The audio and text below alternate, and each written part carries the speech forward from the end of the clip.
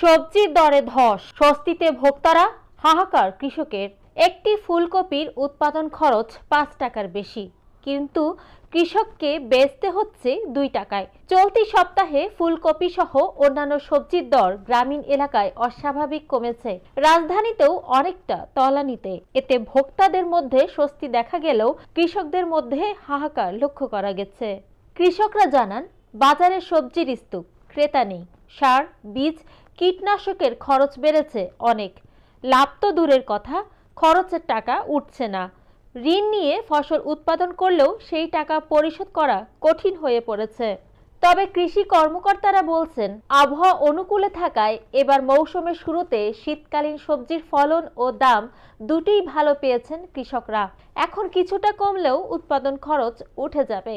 বাজারে এখন বেশ সস্তায় মিলছে সবজি। গত শুক্রবার ও গতকাল শনিবার ঢাকার কয়েকটি খুচরা বাজারে দেখা গেছে প্রতি কেজি শিম 25 থেকে 50, বেগুন 40 থেকে 50, ঢেঁড়স 35 থেকে 40, মূলা 20 থেকে 30, ধুন্দুল 40 থেকে 45 টাকা, পটল 30 থেকে 40, গাজর 50 থেকে 60 টাকা, কচুরমুখী 60 থেকে 70 টাকা, টমেটো 60 থেকে 70 এবং নতুন পুরনো আলু 40 থেকে 50 টাকা কেজি দরে বেচা হয়েছে। প্রতি পিস ফুলকপি ও বাঁধাকপি 15 থেকে 20 এবং আকারভেদে লাউ 40 থেকে 45 টাকা পিস বেচা হয়েছে।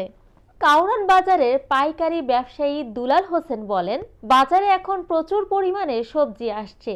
2 দিন আগে পাইকারিতে সিমের কেজি বেচা হয়েছে 20 টাকায়, প্রতি পিস ফুলকপি বেচা হয়েছে 6 থেকে 7 টাকায়। তবে পাইকারিতে ব্যাপক হারে কমলেও ঢাকার কোনো কোনো খুচরা বাজারে সেই হারে দাম কমে নেই।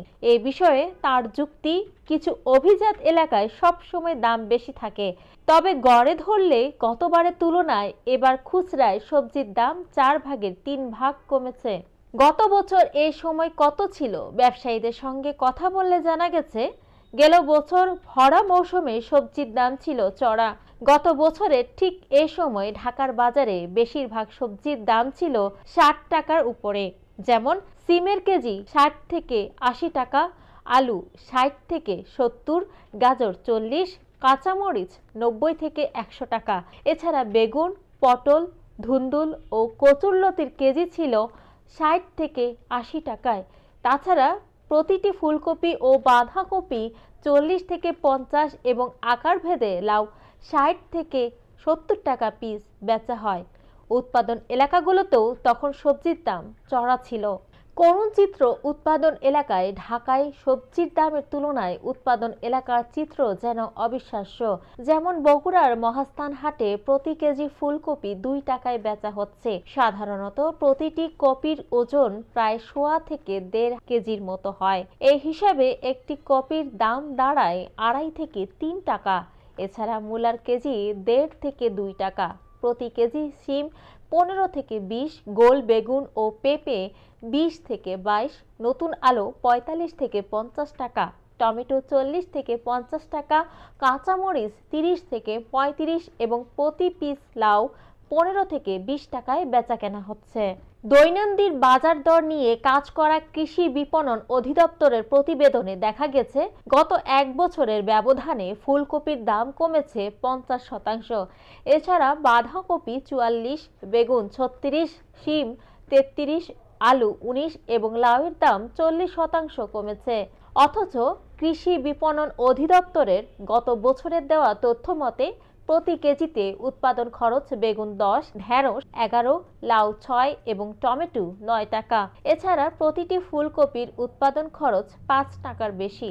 গত বৃহস্পতিবার ও শুক্রবার সরেজমিন বগুড়ার মহাস্থান হাট ঘুরে দেখা গেছে, বিশাল এলাকা জুড়ে শুধু সবজি। দূর দূরান্ত থেকে কৃষকরা বিভিন্ন শীতকালীন সবজি এনে রাস্তার দুই পাশে সারি সারি অটো ভ্যান, ভটভটি ও মিনি ট্রাক নিয়ে দাঁড়িয়ে আছেন। অতিরিক্ত সরবরাহের কারণে হাটের জায়গা সংকুলান হচ্ছে না।